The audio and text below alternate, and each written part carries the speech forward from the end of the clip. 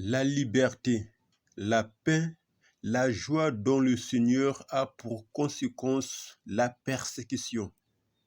On va lire le livre de Jean, le chapitre 24, le verset 27. Je vous laisse la paix, je vous donne ma paix.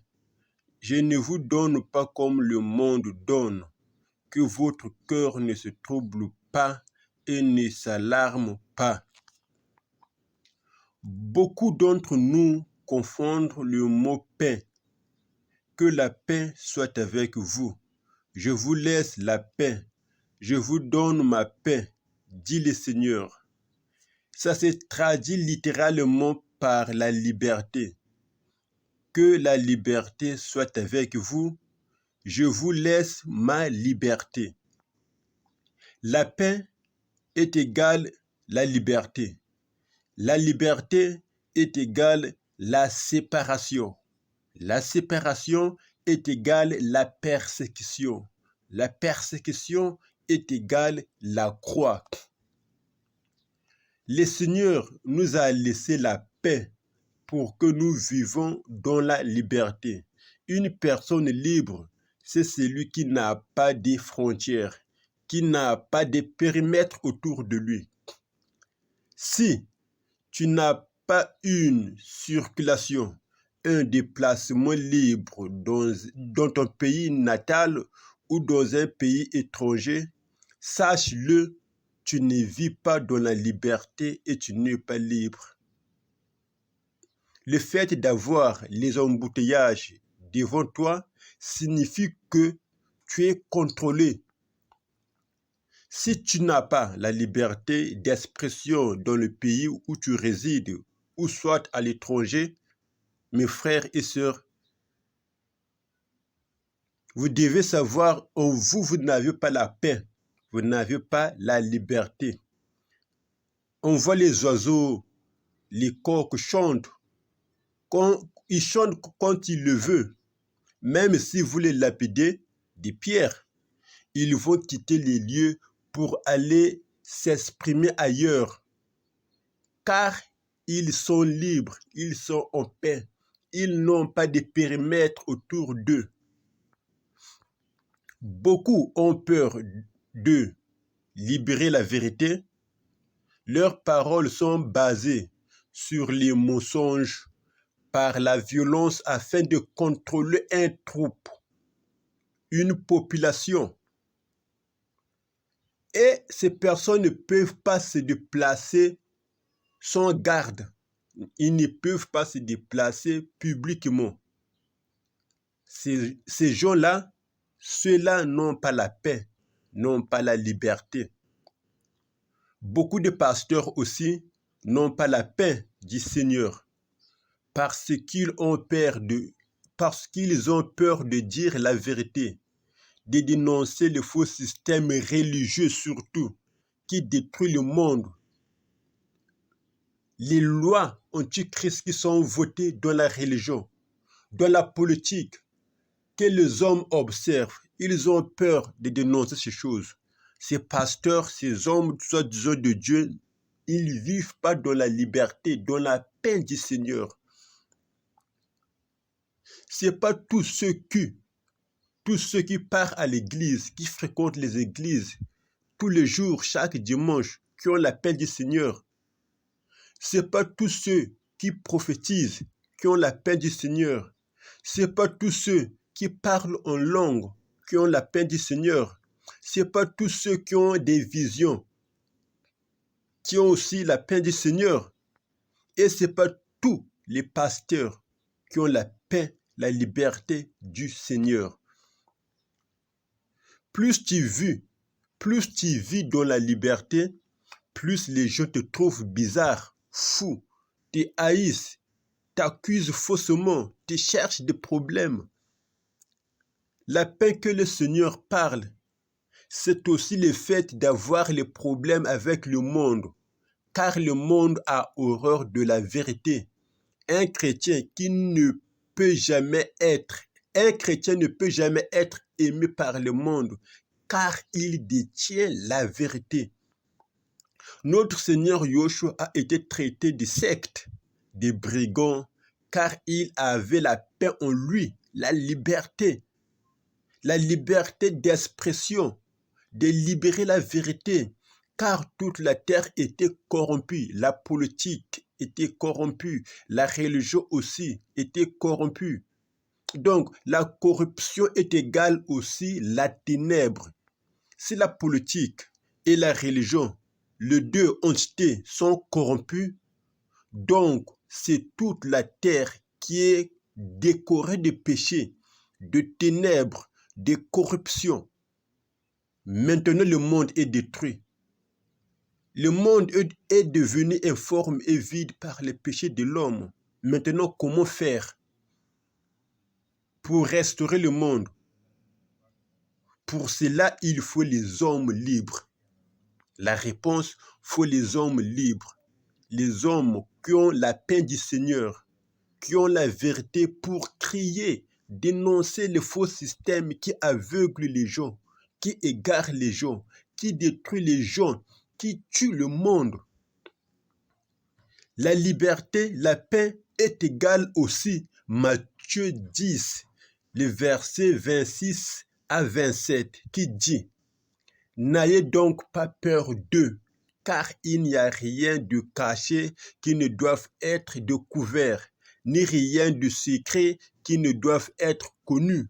Ce que je vous dis dans la ténèbre, dites-le dans la lumière, et ce que vous entendrez à l'oreille, prêchez-le sur les toits. Le Seigneur commence par « N'ayez pas peur d'eux », car la liberté a pour conséquence la persécution. Le verset 28, il dit « Ne craignez pas ceux qui tuent le corps et qui ne peuvent tuer l'âme, mais plutôt celui qui peut faire périr l'âme et le corps dans la géhenne. » Vous allez comprendre, quand le Seigneur dit « Vous serez haïs de tous à cause de mon nom », il parlait justement de la liberté, de la paix. Il parle de le fait d'avoir ce courage. Vous serez haïs à cause de la liberté, à cause de son nom, le fait de libérer la vérité, de prêcher son nom, de prêcher le ciel, de dénoncer les faux systèmes qui règnent dans la religion, dans la politique, dans le monde. C'est ça que le Seigneur parlait, car le monde n'aime pas voir les gens libres. Le monde a condamné les gens. Actuellement, presque la majorité des gens sont des esclaves, des hommes, les esclaves, des autorités, des pasteurs, beaucoup. Au lieu de servir le Seigneur, eux, ils servent les pasteurs. C'est ça, c'est la confusion. Le monde a horreur de la vérité. C'est pour cela que les enfants de Dieu sont automatiquement persécutés. Si tu ne coopères pas avec le monde aussi ne peut jamais t'aimer, ne peut jamais t'ouvrir les bras. C'est ça que vous devez comprendre. Pour que le monde t'aime, tu dois d'abord coopérer avec lui, signer des alliances avec lui. Sans ça, le monde te persécutera jusqu'à la fin. La Bible dit la lumière qui était dans le monde était véritable. Le Seigneur Dieu est venu dans le monde, mais le monde ne l'ont point aimé. Au contraire, ils l'ont haï, ils l'ont accusé faussement, ils l'ont persécuté jusqu'à la mort. La raison, c'est parce que le Seigneur a refusé de coopérer avec le monde, de signer les alliances avec le monde. Matthieu 4. Au contraire, le Seigneur, il a dénoncé le système, le faux système qui condamnait les hommes, qui condamnait les hommes, qui condamnait le monde dans les ténèbres. Dénoncer ces choses cachées, le système que le monde trouve bon, le système politique. Donc la politique trouve bon, la religion trouve bon le faux système pour dominer le monde, contrôler le monde. Penses-tu que toi qui vas te lever pour dénoncer ces choses, la religion, la politique, tu ouvriras les bras ouvertement? La politique ou la religion, ils vont te clamer, mais tu seras poursuivi, lapidé derrière, parce que tu es libre et tu veux t'exprimer aussi librement pour libérer les gens qui sont dans l'esclavage. Quand je parle de la politique et de la religion, car c'est ces deux entités, domaines, que le diable utilise pour détruire le monde. Le nouvel ordre mondial, le diable a déjà occupé une place prépondérante dans la politique et dans la religion. C'est pour cela même le Seigneur a été jugé devant des entités. Ces deux entités, Hérode et Pilate, une entité politique et religieuse. La religion, c'est une brèche, une ouverture qui va donner accès à l'Antichrist pour égarer les âmes. Le prophète Daniel va le prophétiser dans Daniel 12, 11. Le Seigneur Yoshua va aussi prophétiser dans Matthieu 24, 15. Apôtre Paul va aussi donner une précision très claire concernant cette prophétie. Dans 2 Thessaloniciens 2, 3 à 4, il dit que personne ne vous trompe d'aucune manière, car il faut d'abord que vienne l'apostasie et que se révèle l'homme de péché, le fils de la perdition. L'adversaire est celui qui s'élève contre tout ce qu'on le nomme Elohim ou Dieu, ou que l'on adore. Il va jusqu'à s'asseoir comme Dieu, comme Elohim dans les temples d'Elohim. Se montrer lui-même comme Elohim, se montrer lui-même comme Dieu. Le Seigneur dit clairement, il viendra dans le temple, il viendra s'asseoir dans le temple, il viendra bien sûr avec ses disciples, ses serviteurs en vêtements de brebis. Mais au fond d'eux, ce seront des loups ravisseurs, des assassins, c'est-à-dire ils seront appelés par les pasteurs, les évangélistes, les apôtres, les prophètes, mais au fond d'eux, ce sont des serviteurs du diable. Ils vont utiliser la Bible, des versets bibliques. Ils vont utiliser la parole de Dieu. Ils vont s'habiller en vêtements, et c'est pas en soutane, avec des cols, je ne sais pas comment on appelle ça, les cols collés, c'est pas chlorical. Ils vont s'habiller comme ça. Mais au fond d'eux, ce sont des loups ravisseurs. Le Seigneur dit, vous le connaîtrez par leurs fruits. Ils vont violer vos femmes, vos enfants. Ils vont vous dépouiller financièrement. La parole de Dieu sera comme un appât. Un endroit où les gens vont passer des heures, même 4 heures du temps. Mais vous allez voir que la parole de Dieu sera prêchée en 20 ou 25 minutes. Le reste du temps, ils vont vous parler des choses qui n'ont rien à voir. Ils vont vous parler de l'argent, je ne sais pas, des bêtises. C'est pour cela même le Seigneur dit, n'appelez personne sur terre votre Père spirituel, votre rabbi, c'est-à-dire ne soyez pas sous le contrôle, sous la domination des hommes, des pasteurs, des apôtres, des prophètes, des prêtres. Mais vous Vous êtes tous frères et sœurs. On a tous une relation horizontale. Nul n'est au-dessus de l'autre. Seul Yoshua, homme, Jésus-Christ, homme, qui est au-dessus de tous, le seul qui assure la relation verticale entre nous les humains et Dieu. Moi, je suis choriste protestante. Le 9e jour du mois de décembre 2022 à 20h, la chorale a été invitée. C'était une nuit de prière. Un évangéliste aussi a été invité pour conduire ce moment de prière. Après sa prédication, l'évangéliste en question va dire à toute la chorale que chacun aille se prosterner devant une croix, devant la croix en bois qui était au moins à 5 mètres de là où la chorale était assise. Les choristes devraient aller là-bas pour aller se prosterner, prier devant cette croix pour le pardon de nos péchés.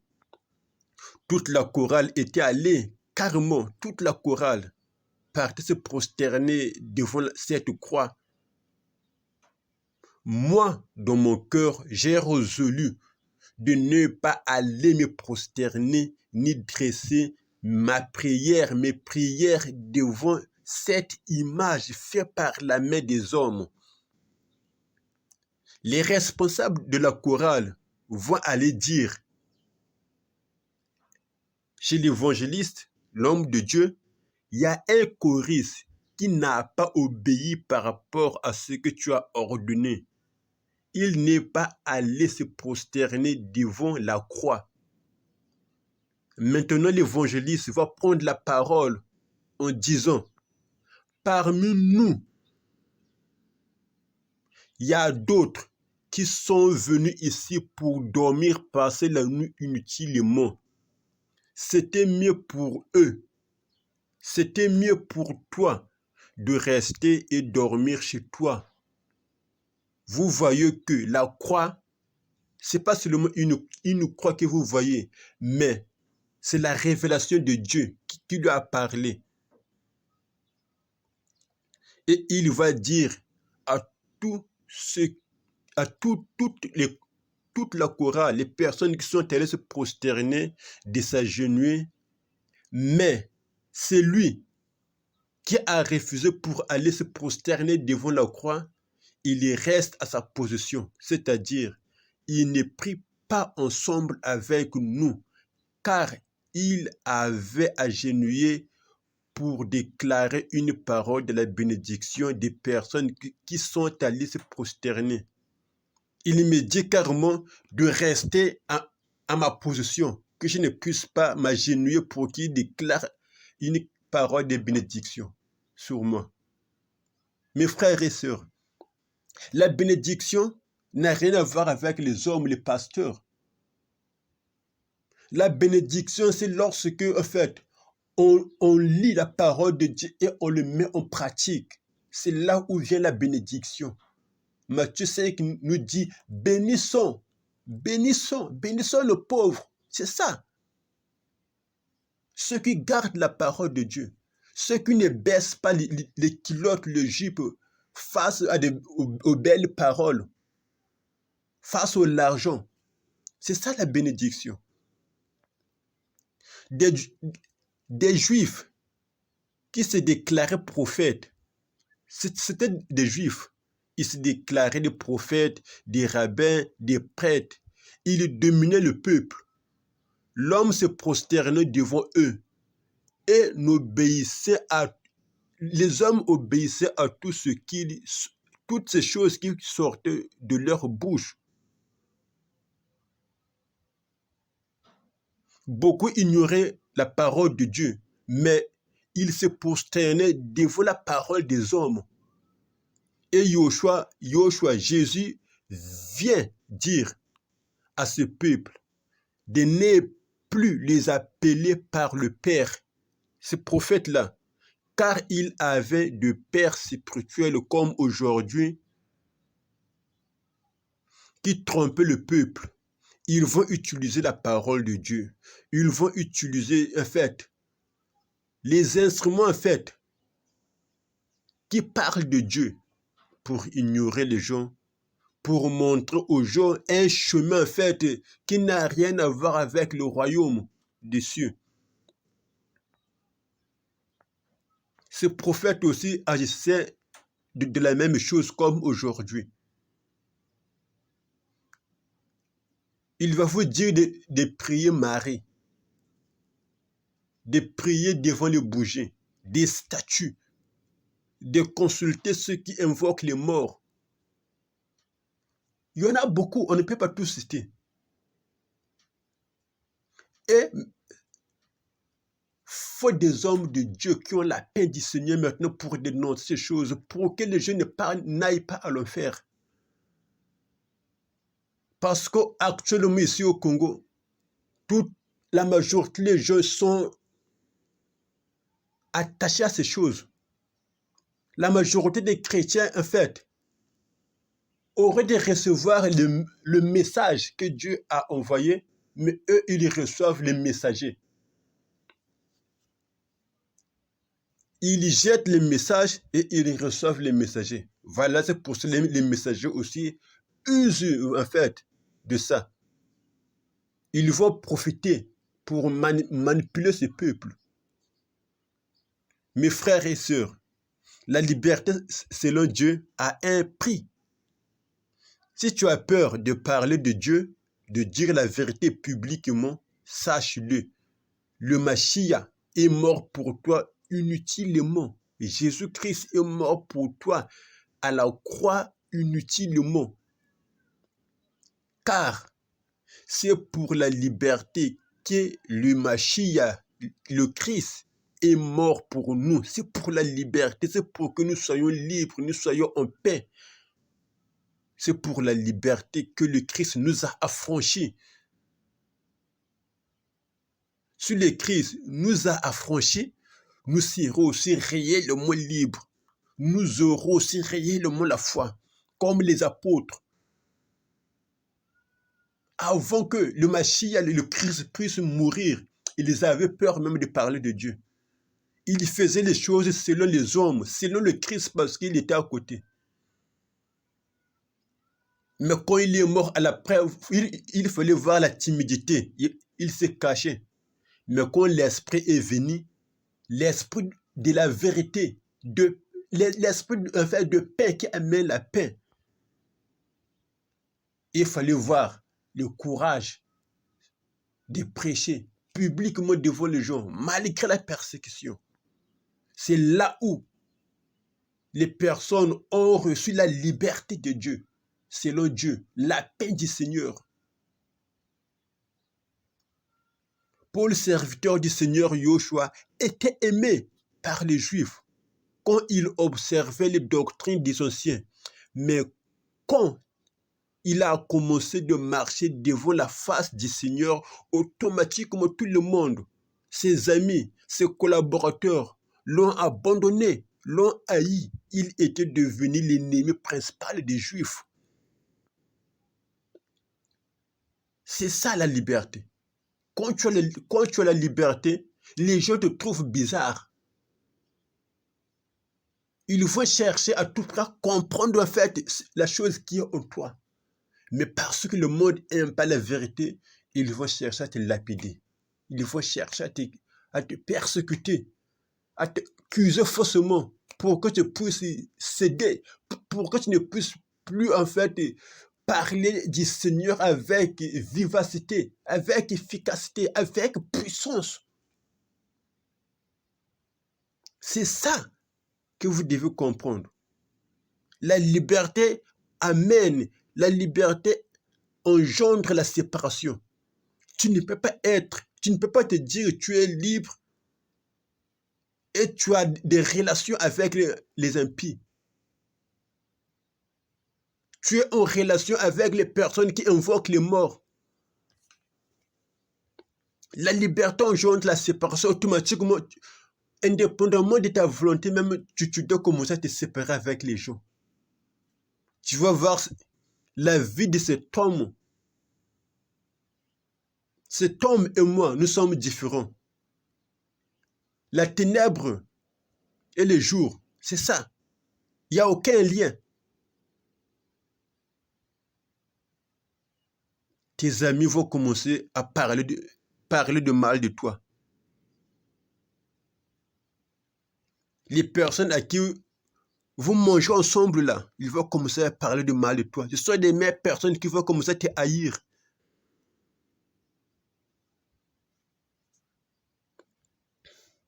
C'est ça, vous devez comprendre. Les gens confondent trop la liberté. Je suis libre, je fais ce que comme je veux.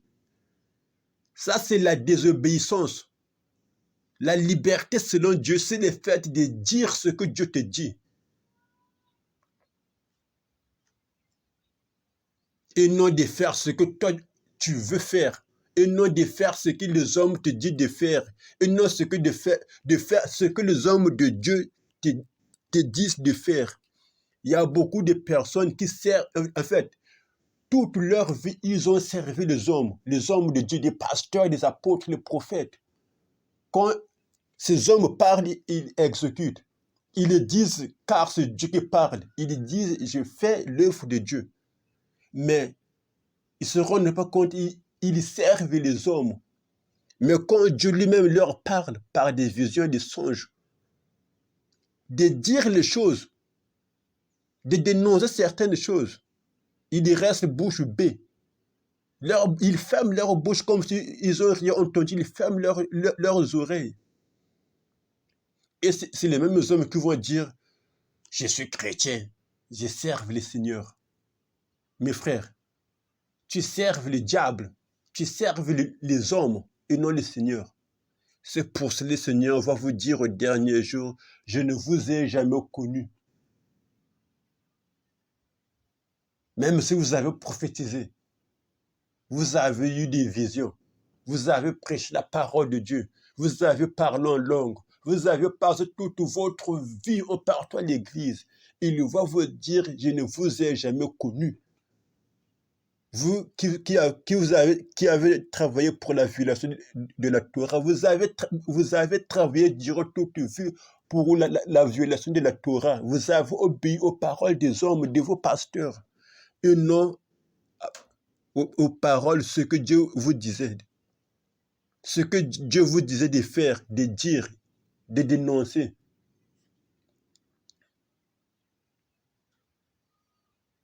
Les gens confondent trop les choses. La liberté, la paix, mais c'est un prix. Abraham, il se croyait libre. Mais quand la liberté est réelle, la liberté céleste, la paix du Christ est venue en lui, il fallait qu'il se sépare avec ses parents. Moïse se croyait libre. Il vivait dans un palais royal. Mais quand la liberté est venue, la vérité, la paix, il fallait qu'il se sépare. C'est ça, vous devez comprendre. Tu ne peux pas être en paix et être ensemble avec les impies. La foi de Dieu, tu n'es pas libre. Tu es esclave de quelque chose là.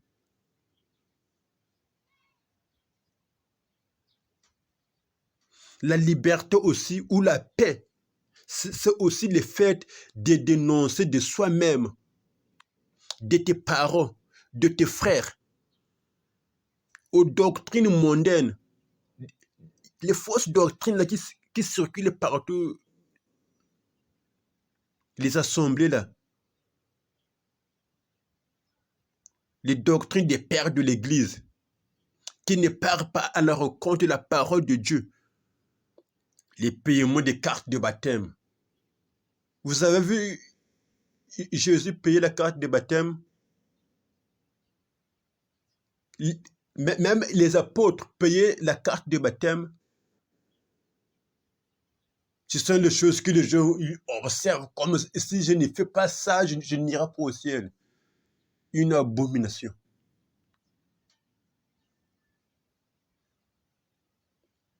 Prends ta croix, charge-toi de sa croix et dénonce-toi à des choses qui ne glorifient pas le Seigneur, à des choses que la Bible ne parle pas. Dénonce de tout ça et suis le Seigneur.